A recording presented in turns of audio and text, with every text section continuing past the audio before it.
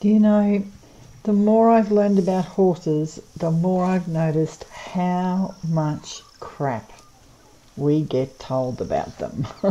Here are the biggest mistakes and misunderstandings that I can remember that used to get in the way of me being great with horses. Here's the first one. Number 1. Horses can't love you. Oh, please. If you're one of the people who think that might be true, I invite you to get the free lessons, The 6 Keys to Happiness with Your Horse, off my website. If you love your horse and you want their love back, then that's all the start you need to end up experiencing it. Misunderstanding number 2. You've got to show them who's boss. Well, this one makes me laugh. What kind of results has that one got you? I can tell you that it didn't get me very far, that's for sure. I am very much into whatever doesn't work, change it. Well, these days anyway. I decided quite a long time ago now that I am so over struggling, so over doing things the hard way, and trying to show a horse that I was the boss, pushing them around, was so doing it the hard way. Stop and watch a bossy horse in the paddock next time and notice what the other horse looks like. The horse is being bossed around. Is it a pretty picture? Is that kind of resistance and tension, that kind of sudden jerky movement on the forehand, that kind of sudden movement, even that kind of fight back sometimes, is that what you want in your riding? In your dressage test? While you're chasing a cow, or when you're out on the trail? Is that what you want over the jumps or on the cross country? Oh, not this little black duck. Well, we see it a lot, people bossing horses around. It's really common. In fact, I have to fess up. That's where I come from bossing a horse around. I've done far too much of it myself. But I look back and I wonder how I didn't notice how counterproductive it was. But you know, I was just caught up in what I'd been told to do. I was caught up in assuming that other people who had been around horses for longer knew better than I did. It all changed for me when I started to listen to my horse.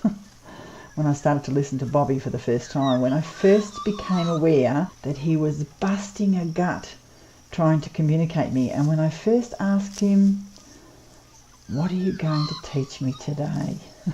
That was the start of a beautiful journey together. It's had its ups and downs, but I've learned how to stay up for much, much longer. And when we have a down, we have the connection together to fix that pretty fast. And that's what I teach people.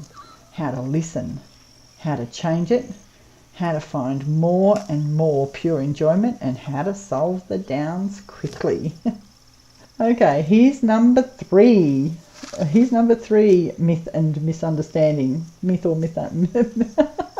Here's number 3 myth or misunderstanding. This one is a lulu of a mistake. Don't show the horse that you're afraid. Oh, horses know the inside of us better than we know it ourselves. They are much more sensitive. You have got to be kidding. If we're afraid, our horse probably noticed it before we did. Don't show them that you're afraid. Crikey. All that does is puts us at the risk of getting hurt unnecessarily, because that's what we're doing when we ignore our anxiety or nervousness or fear. My programs are designed around the fact that you are not only entitled to be safe, you're entitled to feel safe, and so is your horse. And when you take the pressure off yourselves and off each other, your horse has the ability to become a caretaker horse. A horse who is confident enough to take care of you too. And then you can take care of each other in a beautiful way. Here's number 4. You've got to be young, slim and athletic, or a man to be good with horses. Forgive my blunt Aussie language, what a load of crap. I'm living proof of the garbage in this stereotype. I'm no longer young. The ground gets harder every year. I'm a woman and I'm sure not slim at the moment. And I am very good with horses. And I am even better at helping other people to be good with horses. I was revamping my online course From Your Horse's Heart recently, and it struck me just how freaking good it is. And I'm even prouder of facilitating a whole bunch of other people who are world-class riders and handlers now. I have beginners I would trust my horses to because they listen to their horses so well and they get great results because of that. I've got middle-aged women beginners who sure as heck don't want to be hitting the ground either, who blow me away with how good they're becoming with their horses. I am so happy to tell you that every one of these 4 common myths and misunderstandings about horses is wrong, mistaken, not based in fact, old news, bogged down in misunderstanding, and it only has 3 legs, none of which are holding them up.